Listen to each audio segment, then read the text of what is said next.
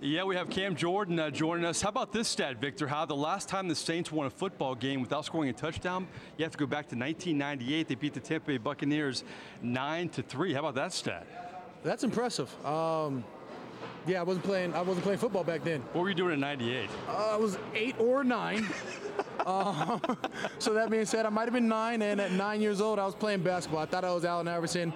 I had a shooter, finger wrap on. I probably thought I was the real deal. It's crazy that now I'm still got the shooter wrap on. It just means something different. It is. My knuckles. We're going to show off that backpack in a second, but that was 21 years ago, my friend. Let's talk about this defense. A lot of big plays, but having Shelton Rankins back, what did that mean to this unit? Yeah, I mean, you have big Ranks back in the middle, and I mean, we had somebody go down, and the next thing I know, I saw Ranks over on the edge.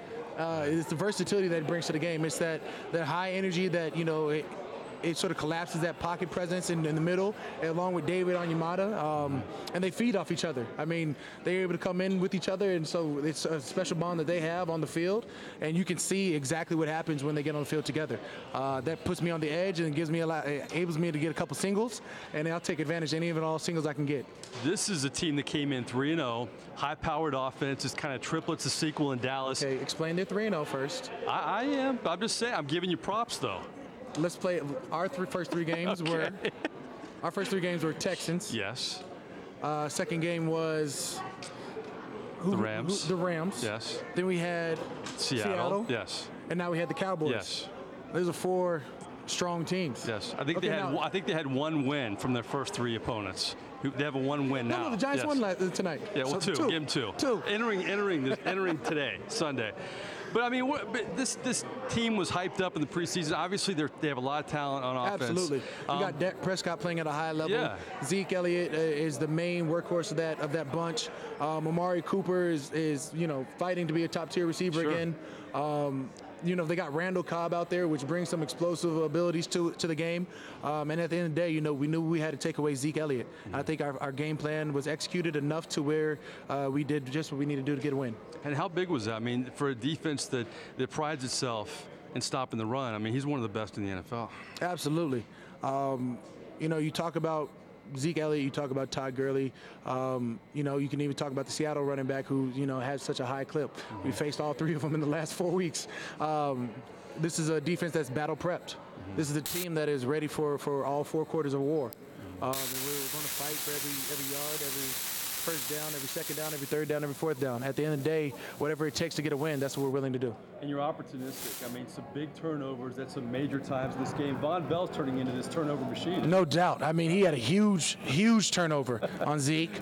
He then ends up with another ball in his hands and it was trying to score again. That's huge. Hey, look, I thought I had created another one. Look, we had the DBs create one. We had linebackers create one. I was trying to join the turnover party. But that's something that we're going to have to strive to get better from. And I think there's still room for us to improve. We talked to Drew Brees about 10 minutes ago, and he told us it was like 40 minutes ago, and then it only stopped like 10 minutes ago. You guys were lengthy. I was just waiting on the side. Don't worry. That's how much love I got for Drew. I didn't see you. I'm just in awe. I apologize for that. But not having him here, and the fact that you guys have won 2 football games without him, it really shows how complete this team is, doesn't it? No, I mean, we're a family. When you sweat, when you bleed, when you go through the type of training camp you go through at 5800 Airline Drive, I mean, we don't have an indoor in training camp. We're outdoor every day, 100 degrees, 100% humidity. When you go through the mud with your guys, that's how much closer you go together. You go to Seattle for a week, and you're with your brothers, breakfast, lunch, dinner, trips into the city, eating din tai fung with your dumplings. It doesn't matter what you're doing. You're getting closer at every aspect, and that pays dividends. Final question, just talk about moving forward now. The fact that you guys have a little momentum and you beat a team like Seattle on the road, you beat a team like Dallas. What can this do for this team moving forward? You got the Bucs next week, and they're a team that's coming off a huge win. It'll really be a kind of a statement for you guys in the NFC South. You could pull away a little bit next week with a win. We'll focus 1 week at a time.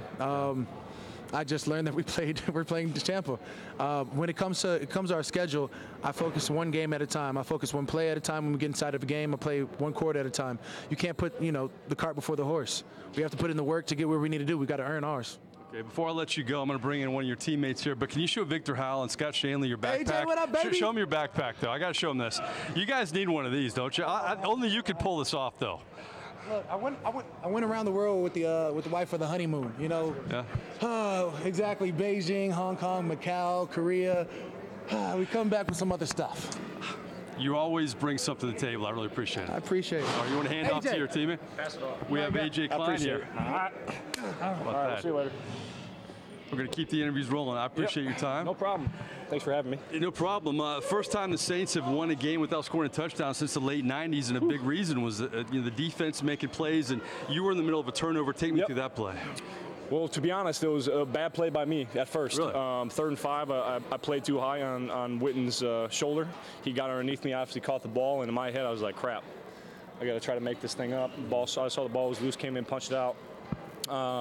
Very fortunate that was the ending to that play instead of a first down. So anytime we can make big plays, help this team, obviously help the offense, get the ball back to them, and then the momentum shift for this defense is huge. And I can, as you can see, we got another one like 2 series later with Vonn. So it starts, I think, once we get one as a defense, they start stacking on top of each other. You played in Carolina. You saw how the Saints struggled defensively. It's a whole different story now. And I was watching this game thinking, you know what? They're not only playing great as a team, but it seems like every play there's a different guy that steps up. That has to be great for this unit. Well, I think it's big. When we look and break down the film every single week, you see different guys showing up. Last week, Eli Apple, huge punch out. Yeah. I mean, and Marcus closing out the game with a pick. David Onyemata with a huge sack late. I mean, you can go down the list of guys. I mean, Double D making great TFLs early in the game to get the crowd juiced up. Mm-hmm. You can go down the list of this roster, every single guy, and you can say, he's made this play, he's made that play, which is huge. And we can't just rely on 1 or 2 guys. It takes all 11, 1/11th. Every guy's got to contribute. With Drew out, do you feel like this defense has to step up even more? No, to be honest, I'm very not even surprised. I'm not surprised at all with how well Teddy's been playing and how well this offense has been doing, even in Drew's absence. And I know we drill it next man up, and they've responded really well. I think for us defensively, we just need to keep playing our game. I think we showed it these last 2 weeks. Obviously, we didn't come away with a win in LA, unfortunately, but I think that road trip was good for us. It shows it allowed us to be by ourselves for an extended period of time and kind of develop the identity of this defense and of this team. And I think it was a big team-building kind of experience for us. It's almost like a mini training camp. Sheldon Rankin's getting back in the middle of that defensive line. I asked Cam Jordan how that helped the D-line. How did it help you guys? That's great. I mean, anytime, 1, Sheldon's a great pass rusher on 3rd down, and 2, he takes on double teams like I've never seen. He drops the knee, can force, allows us backers to play downhill. And then once we take those double teams off, he's winning his one-on-ones and making plays. And I can't say enough about the defensive line, how they played tonight. I don't have the stats. I think it was 40-some yards rushing, 2-3 average. Right in that neighborhood for sure, yeah. I mean, anytime you can hold Zeke to that number, I mean, it's huge for us. And I think last year was a huge stat for us. We were one of the best teams in the league last year against the run, and I think we want to get back to that. We didn't start the season great, but moving forward, obviously, the only place we can go is up. Last question, the Bucs come to town next week. Yep. And a win over the Tampa Bay Buccaneers, you guys could separate yourselves early. You know, how do you feel about this game coming up? 1, I'm going to have to turn on the tape tomorrow. We're going to put this game to bed tomorrow that we played tonight, and then turn on the Tampa tape and see what they're all about. I don't know if they ended up winning today. Did they end up winning? They did. They did end up winning. It's 55 points against the Rams. That's a big game. Yeah. Obviously, I know Jameis and I think it's Barber, their running back. Yeah, Peyton Barber. Yeah. They had Ronald Jones, kind of a 1-2 punch. I think they all had a great game. I got bits and pieces of it, but anytime to go out to LA and win in LA, that shows the signs of a good team, and obviously they're putting it together. So we're gonna have another tough week for us. We're gonna have a great week of preparation. I know we are as a defense and as an entire team. So we're ready, and we're just happy to obviously be back home for a 2-game stretch. I like your backpack. Are you jealous of Cam Jordan's backpack at all? So Cam's style is a little bit different than mine. This is team issued, but I mean, I wouldn't be mad if somebody gave me a backpack like that. All right, A.J. Klein, I appreciate your time very much. I appreciate it. Thank you. All right, we have Deuce McAllister here as well. I'm going to throw it back to you guys for now.